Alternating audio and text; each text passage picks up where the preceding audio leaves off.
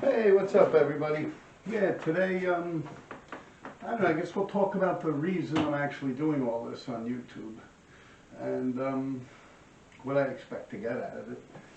I mean, I'm funny like that. I mean, even with Instagram, if I start getting over 5,000 followers or something, I'll delete that account and start a new one because I feel like I don't know 5,000 people out there like that, you know. But with this YouTube, most of the stuff I'm talking about is so long ago, and statutes of limitations and stuff. And pretty much the reason I'm doing it is just to show the difference, because like the area of graffiti has gone today, and compared to the days of my time, it's just like a totally different animal. And I like to share experiences I've had with graffiti. I shouldn't even just say graffiti, because honestly, most of this stuff is like, you know, about stealing and robbing and just doing crime late at night in the city of New York, and even in the daytime. I mean, I've done so much different stuff, and it's just, I think it's a kick out of it. I mean, I can never say I've come from a broken home or anything like that. My father was a nice guy, my mother and stuff.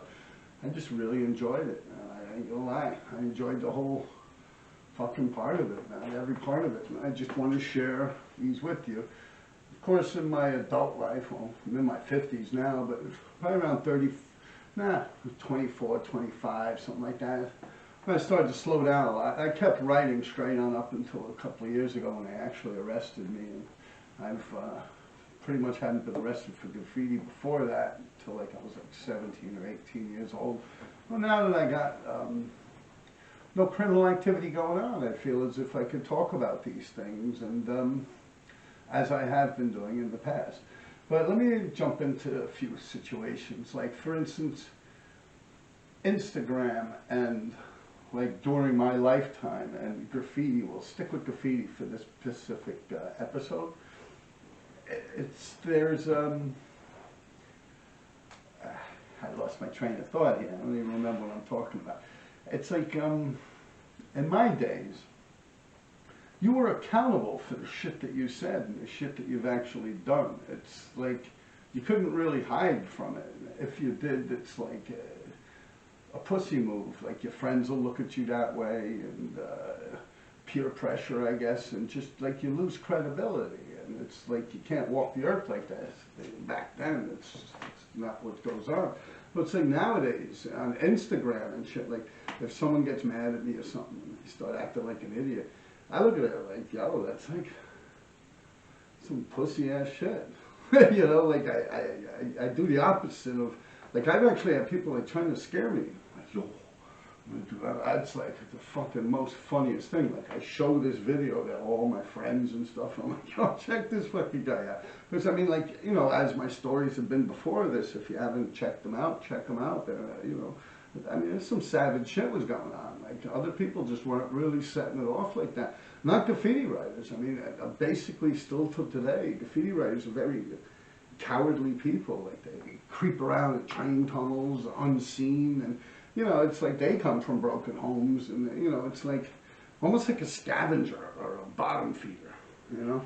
And back then, it's like there wasn't much around, like tenements, like this building I'm in right now. It's like, you know, in the 80s and shit like that. It's, you know, the whole money game wasn't popping off. There was no real Instagram and shit. I mean, people out there swinging drugs and selling shit and stealing shit and everything. It was all over, you know, but it's not like people were becoming like corporate billionaires and shit, you know. It's just, no one thought the world would turn out the way it did. But it's like, in saying that, it's like the breed of criminal and the breed of graffiti writer now, it's like just Pussyville. Like, there's really, it's nothing to brag about. Like, I get a kick out of these guys going on Instagram, like, trying to act tough and like, yo, I did this and I did that. It's like kind of the opposite of it. Like, you can't do both. Like, you're over there, like, I don't know. I don't even know where to begin with that or what I'm even saying here. Booby Cat, you want to hop in here? Help me out. Help me out with my Instagram and my YouTube on thing. your YouTube. Yeah, look into that there camera. Here, take that off. Yeah. No, we'll try again. We'll try again another time. It's a cameo. Yeah, we're just. No, just kidding. This is RD, the legend, acceptor of a millennial like me, but also repping the old millennials are school. no good, man. The millennials, you know, you guys are the ones that fucked everything up, man. Anyway, now that she's gone, getting back to like what I was saying before, man, I give my mother a lot of respect, man. My mom, she was like this tall. She was like 5'5" maybe. Irish woman, you know, strong, tough old lady. I mean, there was times, man, me and my brother, I think back now that I'm a parent, my son now, he's 19 years old. I think back, man, that woman, she was no joke, but I think that's what's missing in society today, like a tough, like, parental figure. Like, you know, my mother, there's times, I remember, I'll give you an example. I had this dog named Shannon. My mother named it after a river in Ireland.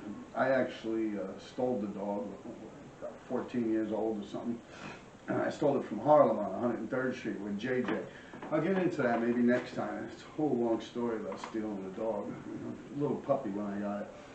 Anyway, I had this dog named Shannon. Everywhere I went, my dog went. And one day I was sitting at the dinner table. My mother had cooked dinner. So she put out some French fries. So my brother grabs a French fry off my plate. As he does this, my dog goes, "Rrr." So he kicks my dog. I'm like, oh, what the fuck you doing to my dog? So you know when they have these lamps, with the little shade on it, with the light bulb, and there's like a little wire thing that goes over the top of the light bulb? I took the shade off. I took the light bulb, stabbed my brother in the face with it, right on his chin. That's just a pop, broke, and then there was like the two little things in it that's inside the glass bulb. It was like on his chin going, and he freaked out so much. My mother was cooking tea, you know, an Irish woman. She had the tea kettle boiling. It was going, as I was doing that, he reached over, grabbed it, and poured it on me like he was watering a plant. I remember I had a Miami Vice t-shirt on. That's how far back this is.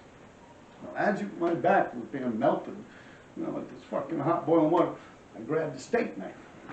You know, because we were eating dinner. I grabbed the steak knife. I stabbed him in the ass. I swear, I don't know if you can see my ass from there. I went like that. You know, I actually pinned his two cheeks together. That's how hard I stabbed him in the ass, you know. Anyway, no, we got to fighting and shit. My mother grabs a frying pan, and whoever's getting the best, she'll come up on me and just boom, boom, you know. And that's pretty much what she did. Like, she was breaking up fights like that all the fucking time between me and my brother. Like, it was a small little tenement, similar like this, like a one-bedroom apartment, a walk-upstairs thing. You know, we'd be fighting on the kitchen, body slamming each other. The neighbors would be coming, like the cops would be coming. Shit was crazy, man. You know, that was a tough-ass woman, man. She didn't take no shit. I remember in church, we'd always fuck around in church when we were little. Like, he'd pinch me real hard, and, hey, stop.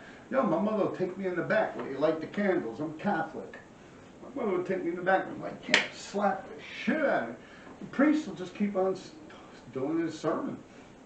You know, like it's not even happening. Like, there was no ACS, child services back then. You had nothing, man. You know, and I think kids grew up with more respect, and they learned to check their mouth, to think before they talk, like a filter. You know, and that's the problem with nowadays. Like, even I believe with all this hate and all these crazy shit going on with racism and stuff, a lot of it starts there. You know what I mean? It really does. And that's kind of like what's going on nowadays. It's kind of crazy. Like, I've actually hung out with everybody, man. We were all out there making money. Like, there's people I'd hang out 10, 15 fucking years and not even like them. It's just we hang out making money. It's almost like a partnership. I mean, that's pretty, you know, we were doing all types of shit. Robberies, breaking into stores, stick-ups, all types of fucking crazy-ass shit. But I never, ever, ever had to worry about one of these people opening their mouth and ratting on me. Now it's like you hurt someone's feelings, like on Instagram, and they'll fucking rat you the fuck out. And the funniest thing is, all the following people will chime in and like on that picture. You know what I mean? Or on these comments where they're like fucking pretty much burying you with the law. I mean, I got nothing to worry about, like I said before. I mean, fucking hands are clean. Cops could come by all they want. I don't do shit. But with that said, still, you got to think before you do shit like that, because you can't undo that. You know, like once you mark yourself in that area, It's like, you can't, oh, that was so long ago. Nah, man, you kind of dry snitch, whatever. Like, yo, that shit is till death. Like, you're, like, kind of marked in my eyes. I don't fuck with, there's a couple of people in this neighborhood, you know? I'm like, nah, man, I'll tell them straight up, man. Fuck, don't be saying hello to me, man. Nah, you know? And it's like, not even anything involved with me or anything I've actually witnessed. It's just, you know, word gets around. You're kind of like, you don't want to be seen with that. It's like, you don't want to be involved with that shit in any way, shape, or form. But somehow now it's actually become the other way around. Like, people are like, yo, this, that. Like, and it's like, fucking, like, they're lining up to fucking rat, man, and snitch on each other. That was one thing that never really existed. I never had to worry. But then again, like I said before, the people I was fucking hanging out with, these people were doing some serious fucking shit. It's like, if you're talking about graffiti, that's like, what do you, the cops know, like, you can't even ask these dudes about it. They know, they look at the record, they see how many dudes, 10, 15 years, they go away, come out. You know, they ain't gonna fucking open their mouth. Why bother, you know? But it's like the cops approach, like, the weak ones, the ones that they can say. They also look at the parents, the structure of the family, the household. If you got a lot of money or something, yeah, come on, you know, you don't want to be, this is going to go on your record, and, you know, they'll do anything. But, like, they just don't really fuck around like that back in my day. You really don't. Like, you could really, like, go up in a crowd and, like, fucking beat the fuck out of someone and walk the fuck away. And, I mean, you might have a couple people that play hero and say, hey, stop that, that's not right, and this and that. But you'll never have, like, anyone like police. Like, that shit just didn't happen. There was no cameras around. There was a lot less police officers. But it's, like, different because that's when, like, you had to be out there. You catch a bad one, man. Like I was saying even just before with Chinatown. I see people getting drunk and running around down there. They don't fucking know nothing about how that shit used to be, man. Same with Harlem, man. Harlem is like, yo, this shit's wild, man. It's like, yo, like the whole city itself, I get it, what do they call it, the gentrification and, you know, money and time and the world evolves, it keeps turning and all that shit. And this is where we're at in the world, but you can't hate me for enjoying my life and doing what I did. I was just out there, a product of the environment. You know, like I said, my family, I mean, yeah, I come from an Irish family, you know. My father was Dutch and Scotch. Actually, look up Dyer, Mary Dyer Park. She was like the only woman or the first woman ever burned and prosecuted as a witch in this country, in Massachusetts. They named the park after her, Mary Dyer. Those are my kin, you know, that's my last name, D-Y-E-R. It's like people, everyone's went through some kind of a struggle at one point in their life or not, or even like just groups of people, nationalities have been abused and this and that. And it's like the way the world is now, everyone's like, oh, stop, like, he was wearing it. It's like, yo, like all that, like, and like pictures and shit. It's like really like a turn off, man. Like I look at this stuff and I'm like, wow, these people are kind of like fucking bugging, man. Like nowadays, like I can't believe that the shit actually flies. I'm like, but once again, it's like, you know, all the people from my era, like out of the good people that I hung out with, man, there's very few of them alive. Most of them that are alive are locked the fuck up forever. And like, I'm not talking like they don't have a date to come out. They're like, that's it. Like, they'll probably die there, you know. And then the other small group of people that actually are from my era that's still out there, fucked up, man. They're not making no money. They can't fit into this world. And especially with their criminal records and shit. It's like there's nowhere for them to go, you know. They don't feel comfortable going on YouTube like I am. What are they going to do? Talk about shooting people and killing people? You know, they can't do that shit. You know, there's some things there's no statutes of limitations on, you know. So it's not like they can really get any. And even if they did, it would probably be 1 or 2 episodes. And it would be like shut down and done, you know. It's a mindset. It's just a different thing. It's like survival back then. Now it's like, I don't even think I'd call this living. I would just call it like, you know what it is? I don't like how you new guys get down, man. I don't like how if you have problems with someone, that you go out there and like trying to like troll or like just be an idiot on Instagram. I mean, honestly, like I said, the people from my area don't even give a fuck about Instagram. Like the real dudes, you know, they don't really follow that shit and put all their pictures on and stuff. I myself, I pretty much just put my artwork on. I don't do any graffiti. I haven't done any graffiti in quite a while, a couple of years now. But, you know, I just put my paintings on, and I do have one site that's for my paintings and my artwork, which is Robert Dyer, rd357, art or graffiti or something. Then I have another one, it's just a real deal rd357. That's it. It's those two accounts. One is for the vandalism, the other's for the artwork.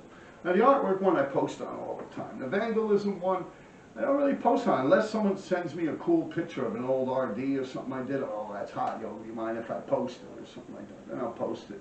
But other than that, like just as an area of like showing off my artwork, and not even just to sell it, but just to be like, yo, look, I did this, you know, how does it look? You know, like, do you guys like it? Does it suck? You know, what can I do better on it? Is it the bomb? You know, that's pretty much the shit I look for on that. That's kind of like what I'm looking for here on this whole YouTube thing. You know, a lot of you guys know me. I see you in the comments and stuff, and you know, on Instagram, you ask me a lot of questions and stuff. But you know, just ask me questions, and I'll answer them, man. Like subway fare back then, this, that, and, you know, whatever. You know, I'm here for that, and that's really what I want to do. You know, I want to tell you guys. Ask me how was it at this point and there. Like Manhattan Island, man. Yo, that's my fucking place, man. Manhattan, New York City. You know, the Bronx, I know a lot about the Bronx, certain areas of the Bronx I've lived in. I've lived in every borough at one point or another in my life. Brooklyn only for a couple of months. Other areas for many years, on and off. Queens, I've lived there, here and there, 5 years there, 10 years here, this, that. I actually owned a house in Queens in Astoria at one point. I lived on Steinway and Broadway. I lived up in the Bronx in many different places. 728 Coster Street I used to live at. 2787 Marion Avenue I used to live at, above Decay.